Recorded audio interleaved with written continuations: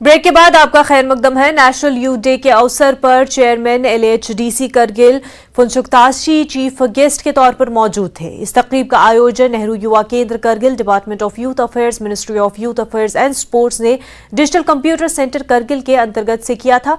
इस प्रोग्राम के दौरान कर्नाटक से वज़ीर-ए-आज़म नरेंद्र मोदी के जरिए इफ्तिताही कौमी यूथ फेस्टिवल के 26वें एडिशन का बराह रास्त टेलीकास्ट भी दिखाया गया। Joint director information Ladakh Imtiyaz Kachu भी इस अवसर पर मौजूद थे।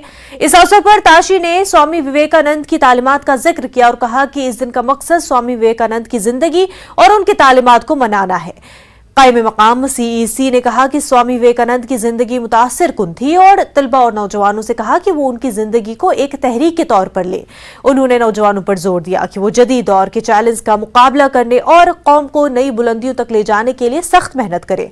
ताशी ने यह भी कहा कि LHDC करगिल नौजवानों के लिए हर मुमकिन ताउन फराहम करने के लिए पुरअज़्म है और उम्मीद जाहिर की है कि ये तकरीब फायदेमंद साबित होगी और शुरका की हौसला अफजाई करेगी। अस्सलाम वालेकुम। पहले तो हम यहाँ पर जो प्रोग्राम हुआ है वो नेशनल यूथ डे पे था, जो स्वामी विवेकानंद के नाम पे। तो ये जो प्रोग्राम ऑर्गेनाइज़ किया था वो डिजिटल कंप्यूटर सेंटर की तरफ से था। यहाँ पे बहुत सारे बच्चों ने पार्टिसिपेट किया, हमने भी किया था। बहुत अच्छा लगा पार्टिसिपेट करके।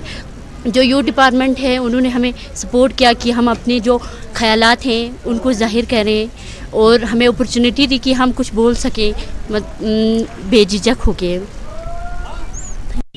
एस वी ऑल नो कि पूरी इंडिया में आज यूथ डे मनाया जा रहा है। ये पूरी दुनिया में नहीं, हालांकि ये पूरे स्वामी विवेकानंद जो थे पूरी दुनिया के लिए एक इंस्पिरेशन थे, या खासकर जो इंडिया के यूथ है उनके लिए एक इंस्पिरेशन रहे हैं स्वामी विवेकानंद।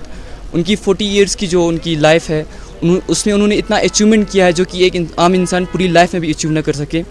जो आज यहाँ पे प्रोग्राम हुआ है वो डिजिटल कंप्यूटर सेंटर और ये NYK की कोलैबोरेशन में हुआ था। हम बहुत शुक्रगुजार हैं NYK और डिजिटल कंप्यूटर सेंटर के हेड के सबके कि जिन्होंने हमें अपॉर्चुनिटी दी यहाँ पे आके स्पीक करने की, यहाँ पे अपने कॉन्फिडेंस लेवल को दिखाने की, और आगे भी ऐसे प्रोग्राम्स होते रहें। Thank you. ज़िया साहब, सबसे पहले तो आपका शुक्रिया अदा करना चाहता हूँ कि आपने हमें टाइम दिया। एंड सेकंड, हम अपने शूट के अंदर इस तरह के डिफरेंस प्रोग्राम हम करते आ रहे हैं पिछले 8-10 साल से। आज हमें मौका मिला एक प्रोग्राम को, यूथ डे को एक डिस्ट्रिक्ट लेवल पर मनाने का, और इसमें हम NYK के भी शुक्रिया अदा करना चाहते हैं जिनके कोलैबोरेशन की वजह से आज हम इस प्रोग्राम को सक्सेस कर पाए। शुक्रिया ज़िया साहब, बखूबी कहा आपने कि इस कड़कते सर्दी में भी लोगों का जोश कम नहीं हुआ है। आज नेशनल यूथ डे मनाया जा रहा है। इंफॉर्मेशन डिपार्टमेंट भी पूरी तरह खुशी मना रही है क्योंकि यूथ पावर को हम हर रोज़ सेलिब्रेट करते हैं और यूथ को इनकरेज करने के लिए ही हम बैठे हुए हैं इधर, ताकि वो अपने एनर्जीज़ को चैनलाइज करें और आगे अपने लिए एक रास्ता खुद खोजें। ये नहीं है कि गवर्नमेंट की मुलाजमत पर ही भरोसा रख के उम्मीद लगाए रखें, ये भी कि वो ख़ुद अपने स्टार्टअप्स भी शुरू करें, यहाँ इनोवेटिव फील्ड्स में अपने एक ज़िंदगी बनाएं, लोगों को और नौकरी दें। क्योंकि आजकल के ज़माने में यूथ पावर ही है जिसके वजह से, जिसके बिना पे ही एक मुआशरे का और एक कंट्री, हुकूमत का और कंट्री का इनकी पूरे ताकत को उभारा जा सके।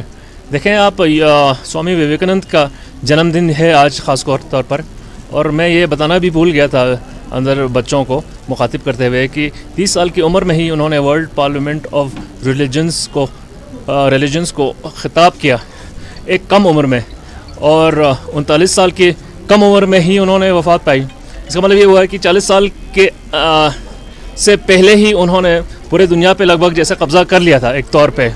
हमारी ज़िंदगी तो अब हम ठीक से, हमारा जहन भी ठीक से उभरा नहीं होता। 40 साल की उम्र पे तो हम बोलते हैं कि ज़िंदगी अब शुरू हुई है। उस टाइम पे उस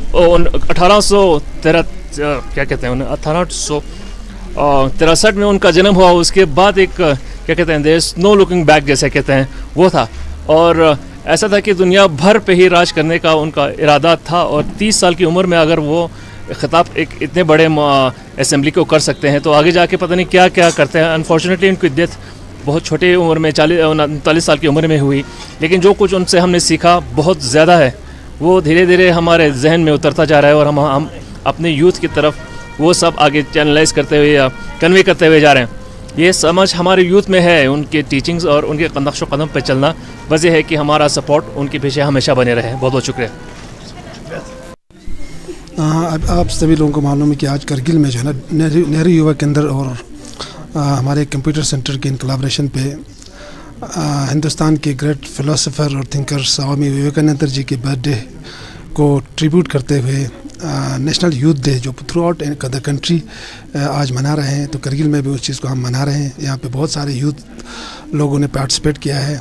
आज के इस मौके पे मैं एक चीज़ बताना चाहूँगा कि स्वामी विवेकानंद जी ने पूरे दुनिया को इंस्पायर किया। शिकागो के वर्ल्ड पार्लियामेंट में जाके हिंदुस्तान की डाइवर्सिटी को, हिंदुस्तान जैसे इस महान देश की कल्चर इथोस को दुनिया को बताया कि हिंदुस्तान में कितने ऐसे कल्चर से डाइवर्सिटी है, ऐसे लोग हैं, लैंग्वेज के लोग हैं, रिलीजन के लोग हैं, और उसके बावजूद हिंदुस्तान दुनिया में एक उभरता हुआ डेमोक्रेटिक कंट्री है जहाँ लोग इतने खुशी खुशी से रहते हैं। सेक्युलरिज्म का एक मिसाल जो उसने दुनिया को बताने की कोशिश किया, तो उनसे इंस्पायर होकर गवर्नमेंट ऑफ इंडिया ने 1984-85 में उनके बर्थडे को जो है ना नेशनल यूथ डे के तौर पे डेडिकेट किया।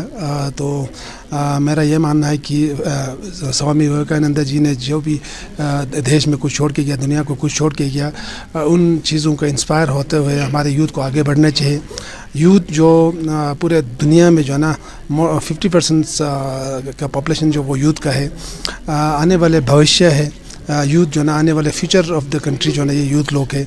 तो इनको हमने ये बताया कि जितने भी ग्रेट फिलोसफर्स रहे, चाहे वो गांधी जी हो, चाहे वो फ्रीडम फाइटर्स के लोग हों, या स्वामी विवेकानंद जैसे लोग हों, उनकी बातों पे चलते हुए देश को आगे लेने की कोशिश करें।